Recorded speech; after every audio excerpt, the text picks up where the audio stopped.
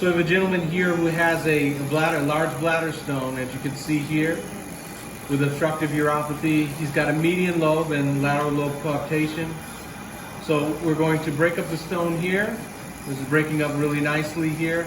You can see the outer jack-like projections are coming off, and you can see the inner incrustation and the inner core that's here.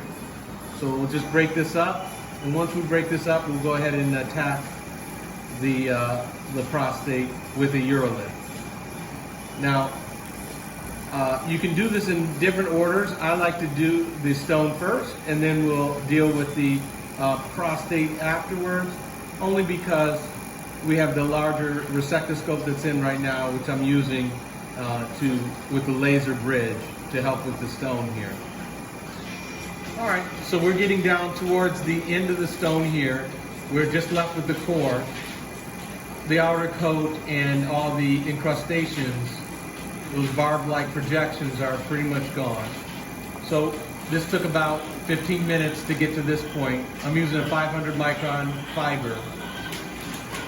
And so what we'll do after we're done with this, we'll elec out all the pieces, and then we'll go ahead and attack the prostate with the UroLift. So we're essentially down to just smaller fragments. You can see by the way that each one of these little pieces are to the tip of this fiber. It's the 500 fiber here. So we're going to take the elec and we're going to go in and elec out this. This is about a 2 centimeter stone. Took about 15 minutes to finish this up.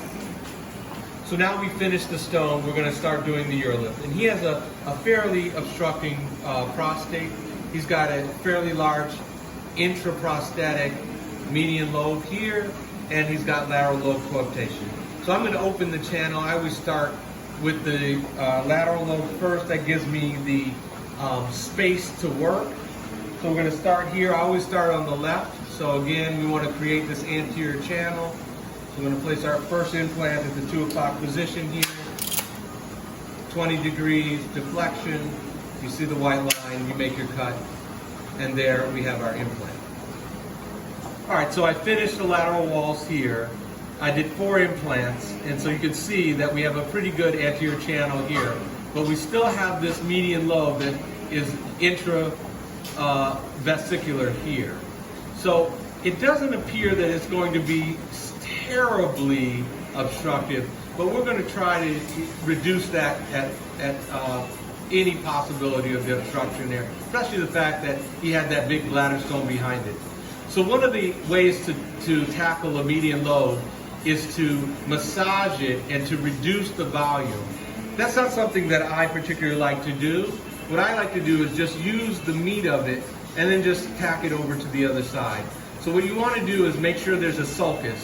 So there's a sulcus, a nice one here on the left, you can actually see. And then there's a nice one here on the right. So both of them are suitable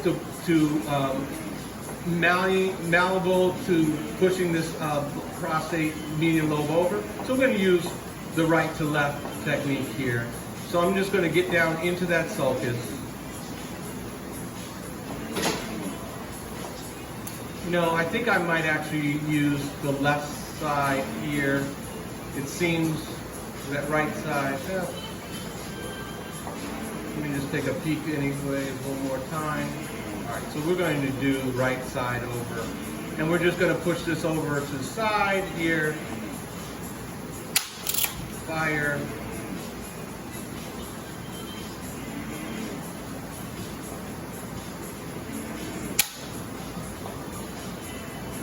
All right, so now I put in the optical dilator, and we're going to just take a look at our results here. All right, so got a little bit of bleeding that's going on, but as you can see, that median lobe is now decompressed. It's away, not blocking the outlet there, and we're going to take a look here into the channel itself, and you can see we have a nice anterior channel that's created here.